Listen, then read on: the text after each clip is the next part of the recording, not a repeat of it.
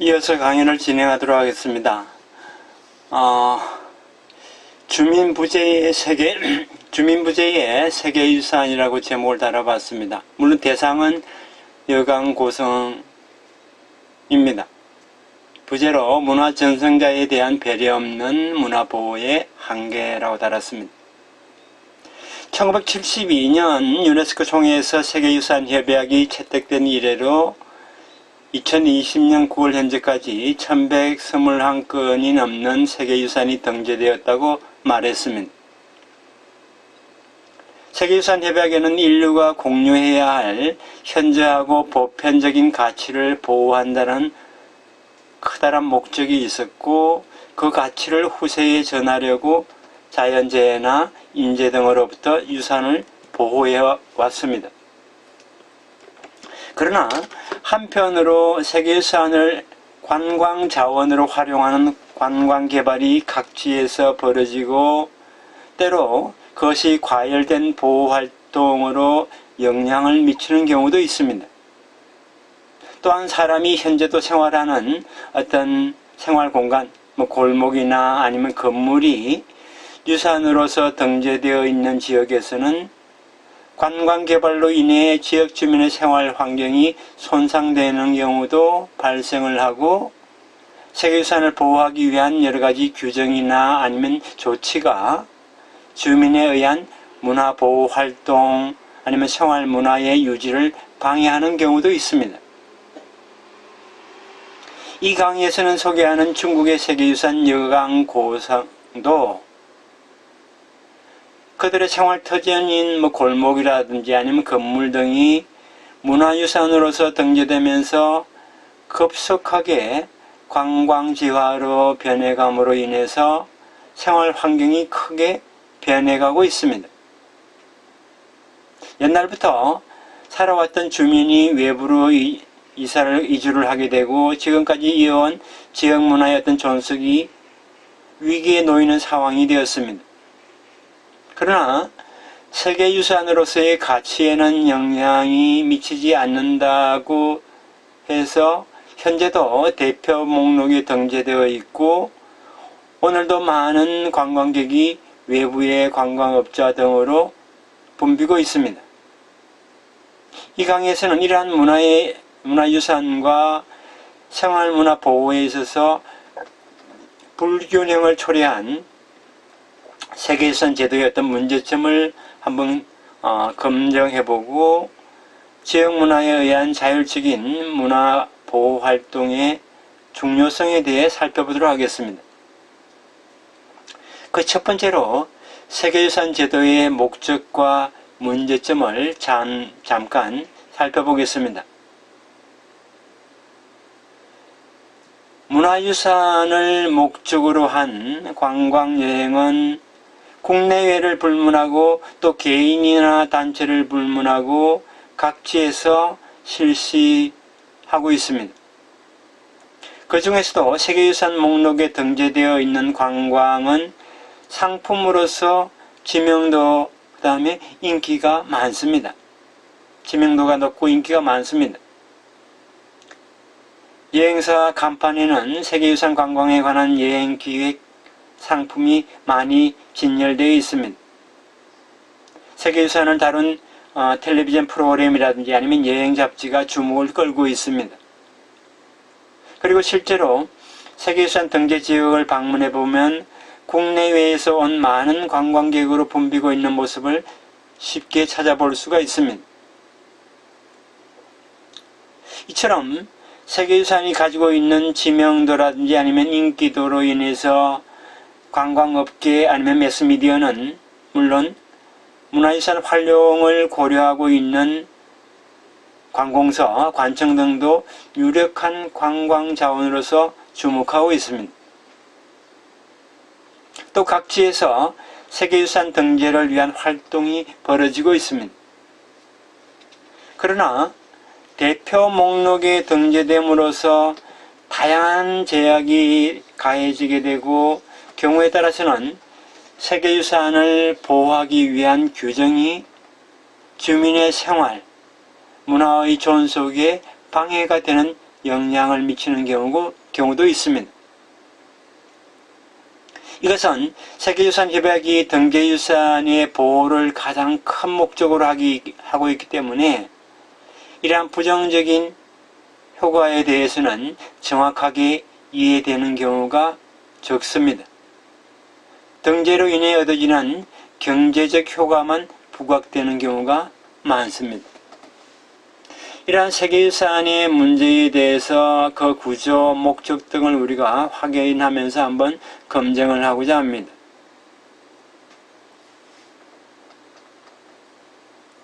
세계유산 등이란 이른바 세계유산협약에 의거해서 세계유산 대표 목록에 등재된 현저한 보편적 가치를 지닌 건조물, 자연 등의 어떤 부동산을 말합니다.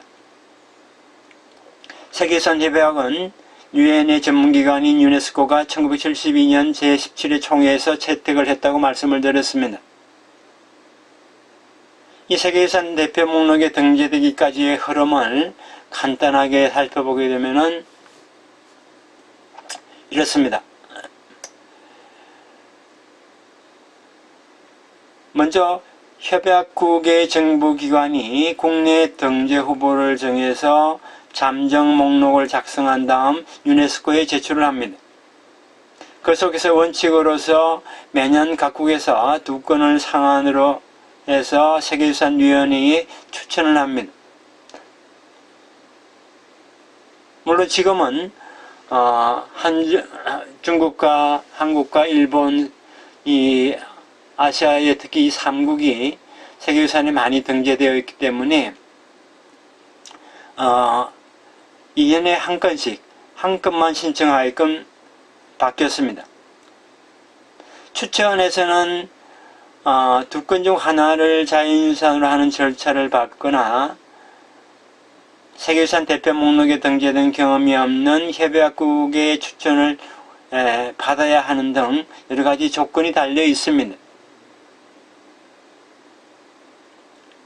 협약국에서 제출한 추천서는 세계유산위원회의 업무를 담당하는 세계유산센터에서 확인을 하고 그 다음에 세계유산 자문기관인 이코모스나 아니면 국제자연보호연합 이 두 자문기관에서 현지 조사를 하게 됩니다.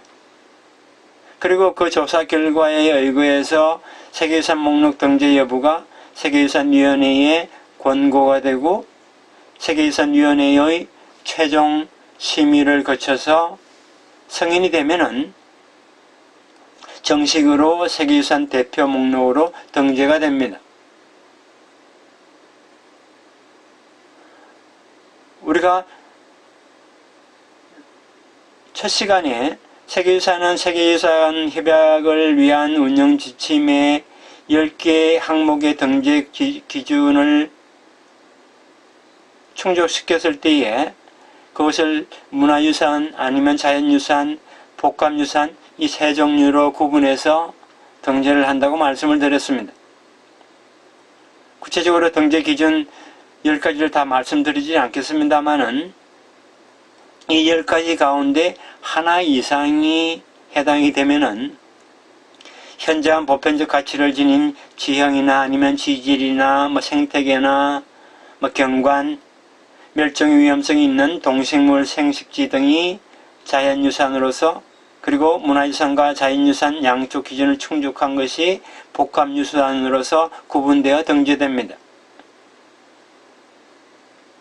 협약에 체결한 나라도 191개나 됩니다. 또한 파손이 심하다든지 아니면 보존 상황이 변화해서 위험에 처해 있는 위기적 상황에 있는 것을 우리가 위험 목록이라고 부르면서 이 위험 목록에 등재되어 세계유산 기금의 재정적인 지원 아니면 기술 지원을 받게 됩니다. 그러나 그래도 위기적 상황이 개선되지 않으면은 세계유산위원회가 등재 목록에서 말소를 하는 경우가 있습니다. 즉 등재 취소를 하는 경우가 있습니다.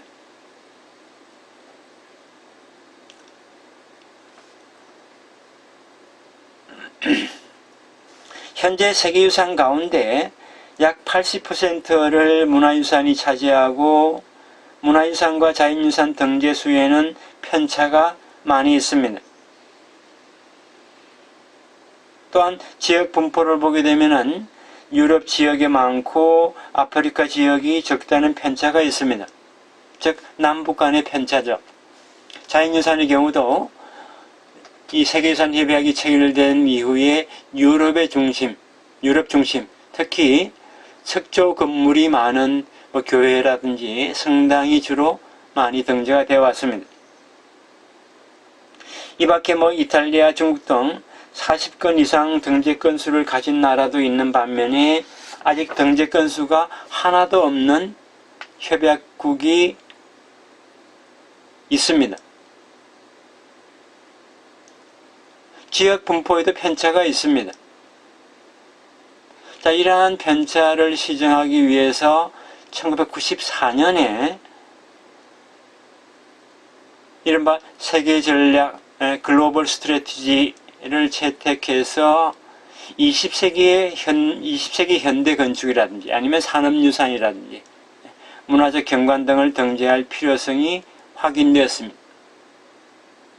이 가운데 이 문화적 경관 개념은 1992년 세계유산위원회에서 세계유산 협약 이행을 위한 운영 지침에 새롭게 포함된 내용입니다.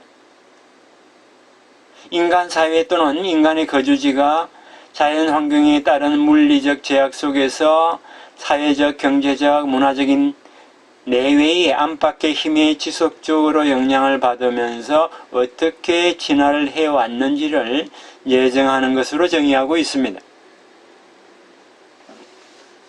문화적 경관으로서 등재된 세계유산에는 예를 들어서 주자구의 풍경 명성구처럼 명칭에 풍경 명성, 즉 문화적 경관이라는 어구가 포함된 것 외에도 예를 들어서 필리핀의 다랭이 논이라든지 이러한 것들처럼 문화적 경관이라는 어구가 들어있지 않은 것도 있습니다. 이처럼 문화적 경관의 도입으로 세계 전략이 글로벌 스트래티지가 지향한 문화유산의 다양화가 진행되고 있습니다. 그러나 문화적 경관은 그 특성만큼 문제점도 있습니다. 문화적 경관에는 어떤 창안된 경관, 아니면 유기적 경관, 이 유기적 경관은 전통적인 생활 양식과 밀접하게 연관되어 현대사회 속에서 활발한 사회적 역할을 하며 진화 과정이 지금도 진행 중인 경관으로 되어 있는 것을 말합니다. 이러한 창안된 경관 아니면 유기적 경관처럼 지금까지의 역사 속에서 사람들의 활동에 의해 형성되어 현재도 진화 과정에 있습니다. 이것은 대표 목록 등재 시점의 문화적 경관이 사람들의 활동에 의해서 그 후도 변화한다는 것을 의미를 하고 있는데 그 변화 내용에 따라서는 등재 시점에서 평가되어 온 현저한 보편적 가치가 소실되었다고 판단될 경우도 있습니다. 예를 들면은 2004년에 세계유산 대표 목록에 등재되었다가 2009년에 목록에서 말소된 독일의 드레스덴 엘페 계곡이라는 것이 있습니다. 이 사례에서는 대표 목록 등재 이전에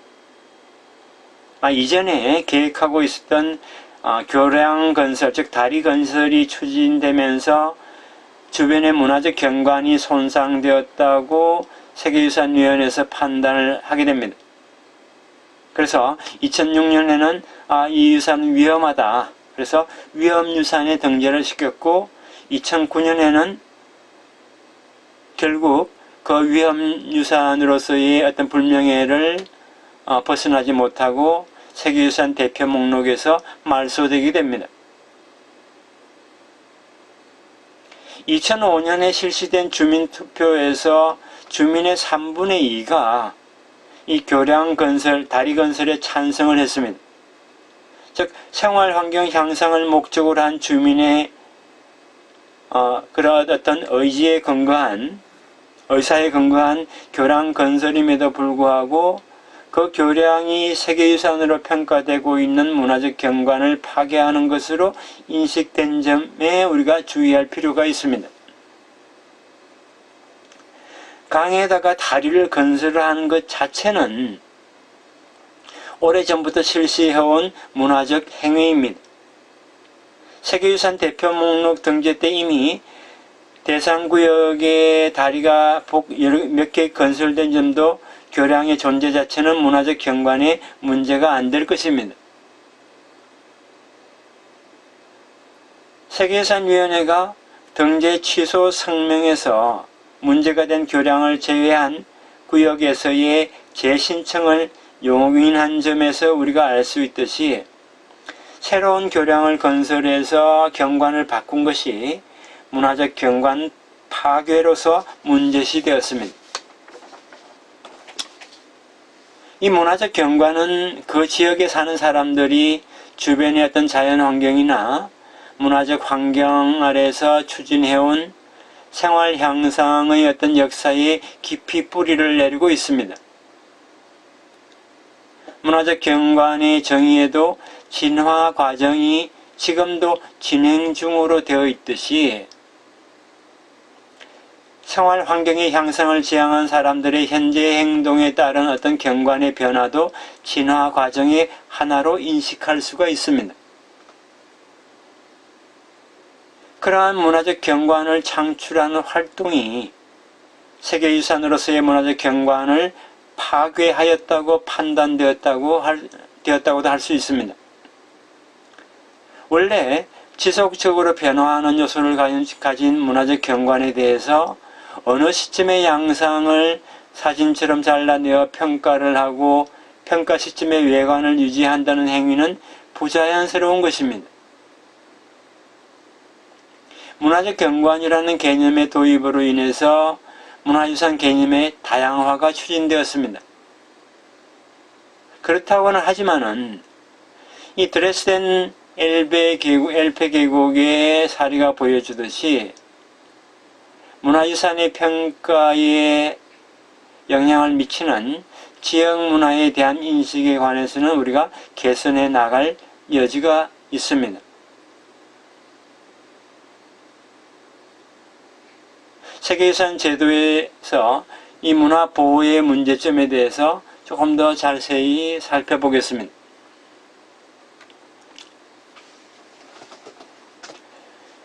세계유산 협약에 따른 보호에는 한계가 있습니다. 드레스덴 엘페 계곡의 사례처럼 세계유산위원회에서 경고를 했음에도 불구하고 지역 행정이나 주민이 지역의 활동을 우선시한다면 세계유산위원회는 대표 목록에서 유산을 말소할 수밖에 없습니다. 이것은 협약이 국가 간의 결정에 지나지 않고 실제의 보호는 유산이 소재하는 해당 국가의 국내법에 따라서 실시하기 때문입니다. 세계유산위원회는 보호 상황을 모니터링해서 필요에 따라서 충고는 가능하지만은 보호 상황이 나쁘다고 판단했을 때 그것을 시정할 법적 권한은 없습니다. 위험유산 대표 목록으로 등재를 하거나 아니면 세계유산 대표 목록에서 말소라는 방법 외에 취할 수 있는 것이 현재로서는 없습니다. 게다가 독일과 같은 지방 분권화가 발달한 나라에서는 지역의 의견이 우선시됩니다. 각국에 따라서 정책상의 시스템이 다르기 때문에 각국의 세계유산 보호에서 반드시 세계유산위원회의 판단이 존중된다고 할 수는 없습니다.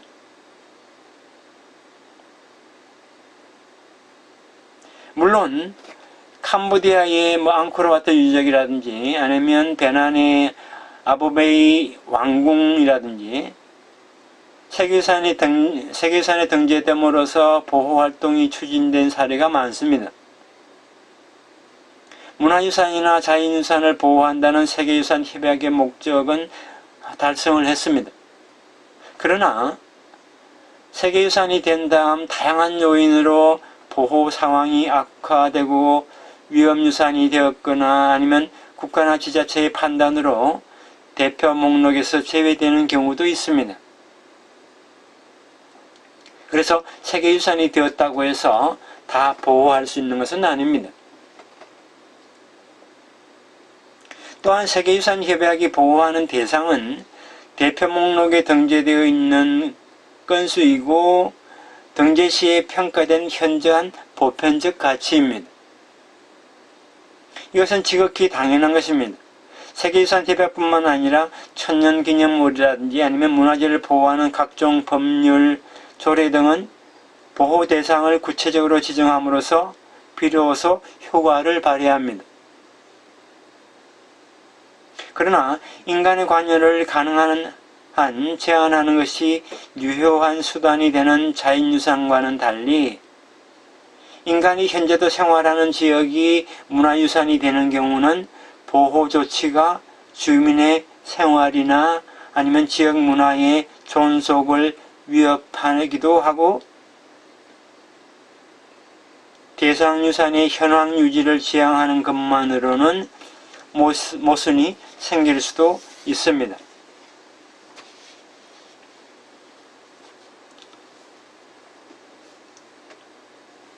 관광자원 활용과 문화 변화입니다. 세계유산 대표 목록 등재는 세계적으로 인정을 받는다는 측면을 가지고 있습니다. 즉 등재된 유산은 관광자원으로서의 평가,知名도가 아니면 인지도가 높기 때문에 주변 지역에서는 관광개발이 진행되는 경우가 많습니다. 한편 관광지화로 됨으로 인해서 지역의 생활환경, 전통문화가 변화하거나 파괴되는 경우가 발생하기 때문에 관광개발의 악영향을 걱정하는 의견도 있습니다. 그러나 문화유산을 관광자원으로서 활용할 경우의 영향에 대해서는 지금까지 많은 연구가 축적되어 왔고 부정적 영향뿐만 아니라 문화보호 개성에 긍정적인 효과도 있다는 의견도 있습니다.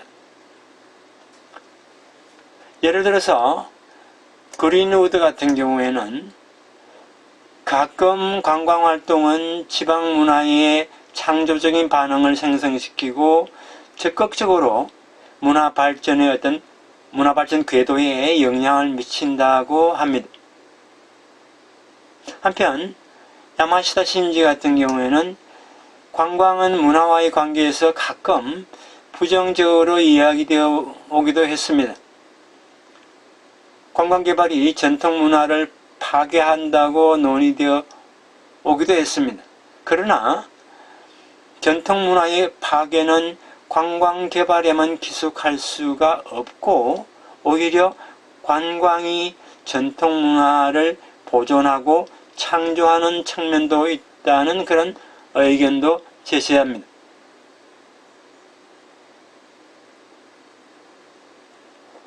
저의 입장은 이렇습니다. 이 문화를 이러한 의견은 관광자원으로서 문화를 활용하는 행위에는 문화 창조를 촉진하거나 아니면 문화의 소멸을 저지하는 측면도 있다는 점, 또한 그로 인해 발생하는 어떤 문화 변화를 하나의 측면에서 본 결과이고 나쁜 영향으로 결론 지을 것이 아니라는 것입니다. 그래서 이 문화를 관광자원으로서 이용하는 관광개발을 추진함으로써 지금까지 개성해온 환경변화에 맞춰서 자율적으로 활동한 결과에 따른 변화라면은 그것을 지금까지의 역사 속에서 일어난 문화 변화의 하나로 우리가 다루어야 할 것입니다. 분명 근대 이후 이동기술의 발달과 그에 따른 관광활동이 가져온 어떤 문화 변화, 이전의 교역, 군사 지배, 민족 이동 등에 의한 문화 변화와는 그 속도, 규모 면에서 엄청난 차이가 있습니다. 그러나 타 문화와 접촉함으로써 한쪽 혹은 쌍방의 문화가 변화하는 점에서 본질적인 부분은 동일합니다. 그것보다도 관광활동에 따른 문화 변화가 지역 주민에 의한 자율적인 것인지 아니면 타율적인 것인지가 중요합니다. 주민에 의한 자율적 활동이야말로 문화유산을 관광자원으로서 활용할 경우 지역 발전과 존속을 성공으로 이끄는 중요한 요소라고 저는 생각을 합니다. 예를 들면은 일본의 세계유산으로 등재된 시라가와고라고 하는 것이 있습니다. 지금 오른쪽 사진에 보는 이 마을입니다. 아주 좀 독특한 주거 형태를 하고 있습니다. 우리가 부처님 앞에 이렇게 합장을 해서 약간 손바닥을 이렇게 펼친 모양의 그러한 지붕 형태입니다. 일본 기후현이라는 기후현에 있는 이 시라가와 마을에서는 세계유산이 되기 이전부터 주민들에 의해서 관광자원으로서 자신들의 독특한 문화를 활용하기 위한 보존 활동을 진행해 왔습니다.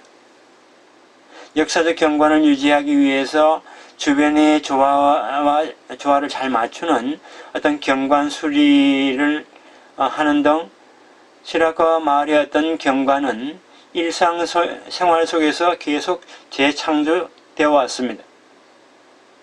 이것은 각지의 관광개발과 마찬가지로 생활을 위하여 자신들의 문화를 보존하고 관광자원으로서 활용해왔다는 주민의 자율적 활동입니다. 그러한 활동 덕분에 경제발전을 가져오고 주변 지역의 문화가 소멸되어 가는 와중에 이 지역에서는 그들의 문화를 보존해왔습니다. 그러나 세계유산이 된 후에 실시한 연구조사에 의하면은 경관수리를 통해서 재창조된 경관 요소가 세계유산의 가치를 저해한다는 그러한 판단을 받게 됩니다.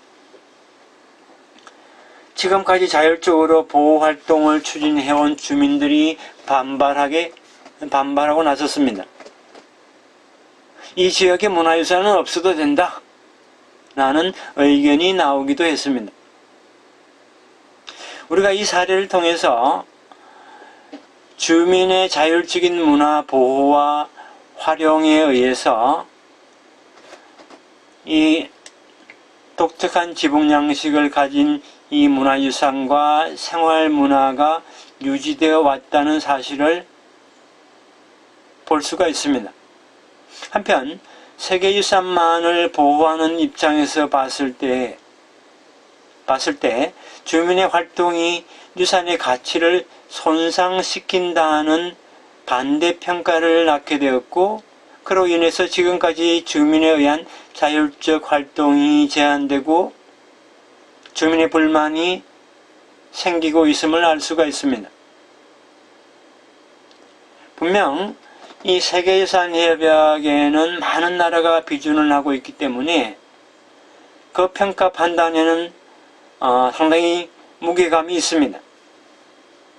대표 목록 등재가 가져다주는 경제 효과도 큽니다. 그러나 이 세계유산은 지역, 국가, 이 세계라는 이 복잡한 연속체 속에서 다양한 타입에 의해 결정되기 때문에 세계유산이라는 보편적 가치는 그러한 교섭의 산물이다 할 수가 있겠습니다. 세계유산 평가가 문화적 가치를 판단하는 절대적 기준은 아닙니다. 보호제도도 완전한 것은 아닙니다. 또한 가치를 손상시키는 것으로 평가되는 주민에 의한 창조된 문화는 우리가 시점을 바꾸게 되면은 지금까지의 역사 속에서 일구어온 문화 변화의 한 단면으로 볼 수가 있습니다. 즉 관점에 따라서 평가는 바뀔 수가 있고 한 가지 입장에서 문화유산의 보호활동을 평가하는 것은 그다지 의미가 없습니다. 오히려 지역 주민에 의한 자율적 문화활동을 제한할 우려가 있습니다. 이처럼 사람들이 생활하는 지역에서 문화유산 보호와 관광자원화 활용에 대해 대상 유산의 보호에만 주목할 것이 아니라 유산에 관여하는 사람들의 어떤 자율적인 활동, 그 결과로서의 문화 변화에 우리가 주목할 필요가 있다는 것입니다. 그러면 이어서 본격적으로 여강 고성의 내용을 좀 더 살펴보도록 하겠습니다.